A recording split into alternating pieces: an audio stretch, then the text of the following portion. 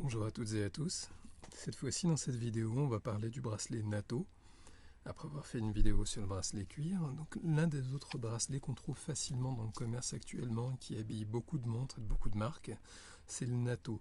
NATO, c'est cette sorte de bracelet, on dirait en tissu, alors que c'est du nylon la plupart du temps, qui existe de plusieurs couleurs, qui donne vraiment du peps aux montres.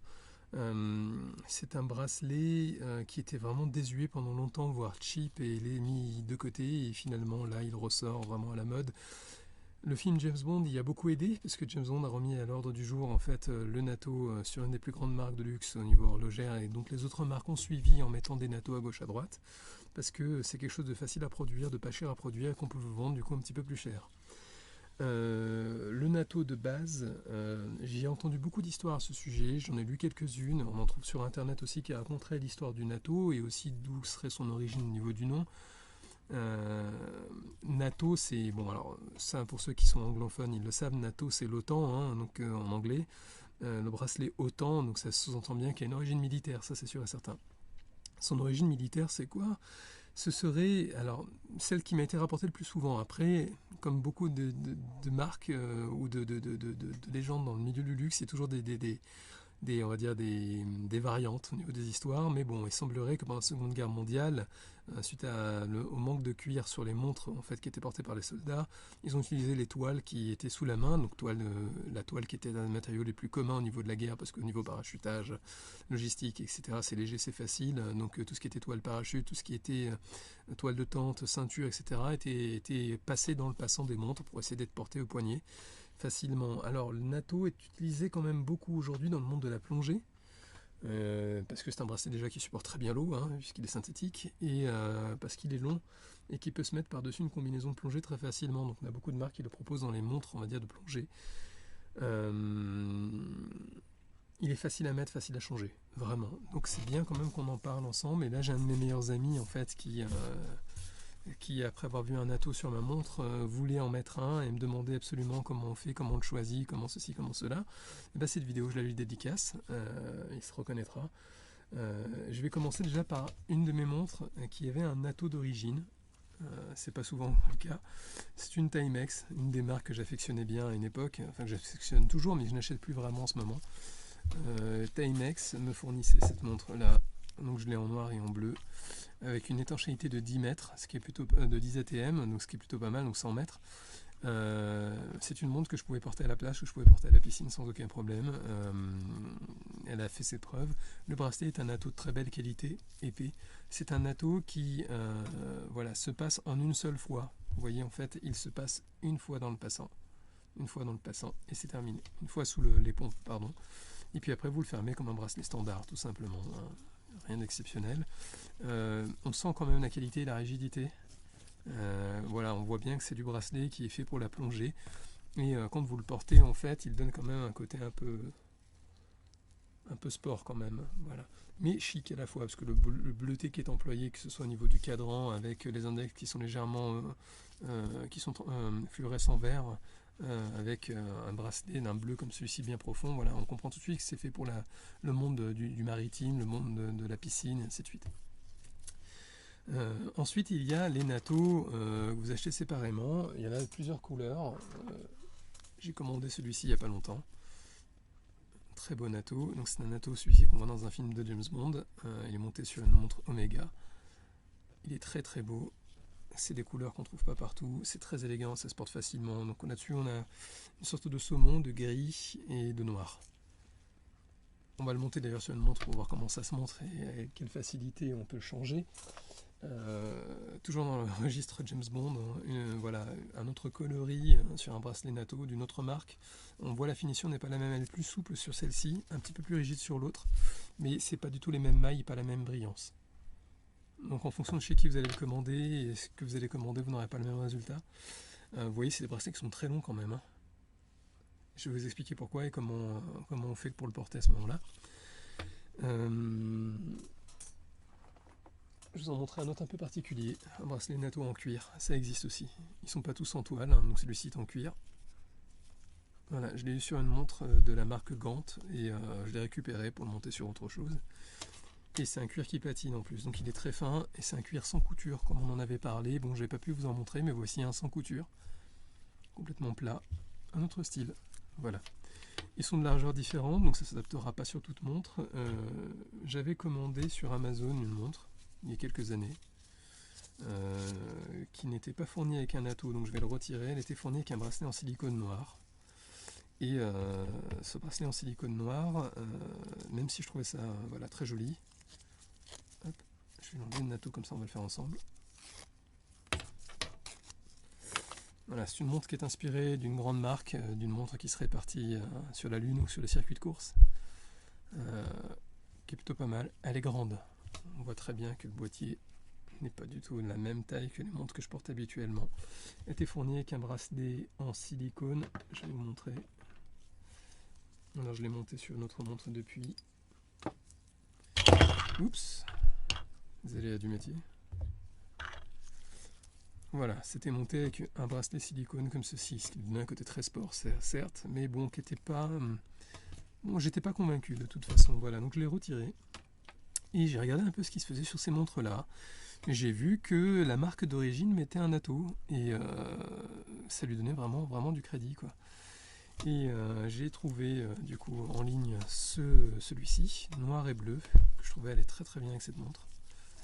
Alors je l'ai fait comme je vous ai dit avec la technique où je pose la montre pas loin de l'écran pour regarder un petit peu,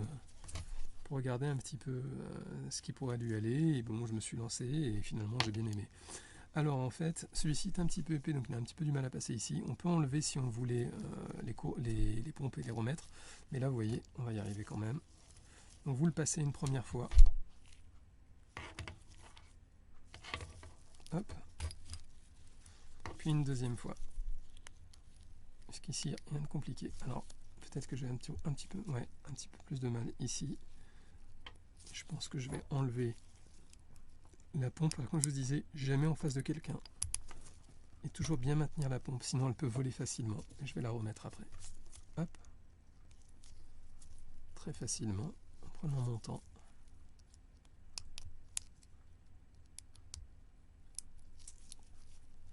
Comme toujours, je vérifie bien pour éviter un accident. Voilà, il est monté. Alors, il reste une dernière chose à faire. Alors, on l'ajuste en fonction du poignet. Bon, là, il y a une position qui était déjà marquée parce que je l'ai porté déjà. On le fait passer dans le passant. Vous voyez, un passant. Hop, c'est fini. Alors, quasi pas d'outil. Bon, là, j'ai eu besoin d'un outil, mais la plupart du temps, il n'y en a pas besoin. On verra d'ailleurs. Donc là, ça lui donne un côté vraiment luxueux et sport. Vraiment, j'adore. On en trouve dans le commerce qui sont déjà prêtes comme ça, mais c'est pas les mêmes prix. Là, j'ai vraiment fait une affaire. Donc, quand je vais la mettre, elle n'aura pas du tout la même apparence. D'ailleurs, c'est cette montre-là qui a plu à mon ami qui voulait mettre un atto à l'origine. Vous la passez avec la boucle comme si c'était un bracelet en cuir, rien d'exceptionnel jusqu'ici. Et en fonction de la longueur qui va dépasser, on va le replier sur lui-même. C'est à ça qu'aussi servent ces passants. Alors, les passants, vous remarquerez que voilà, ils ne bougent pas. C'est pas comme les passants en cuir, alors normalement, on devrait pouvoir le bouger pour l'adapter à la personne, mais en réalité, non, c'est pas le passant qui s'adapte, c'est la lanière. Donc là, la lanière dépasse. C'est très disgracieux si je le laissais comme ça. S'il est suffisamment long, vous le passez dans la deuxième boucle, comme ceci. S'il ne l'est pas, vous le passez dans le premier, et vous faites un petit pli. Hop. Alors là, il est très rigide, donc c'est pas très simple. Mais on y arrive quand même. Voilà.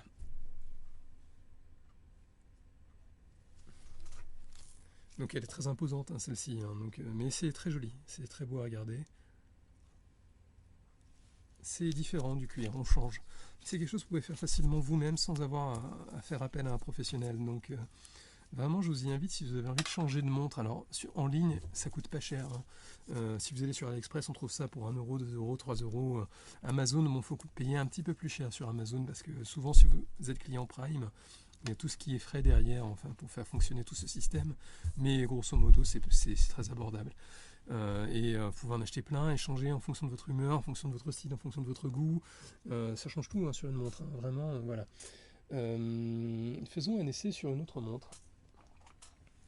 Voilà, ma Timex d'origine sur laquelle j'ai monté un natto type Bond. C'est le natto un Nato les plus connus actuellement. Noir et gris, la base, très élégant. Alors, je vais l'enlever.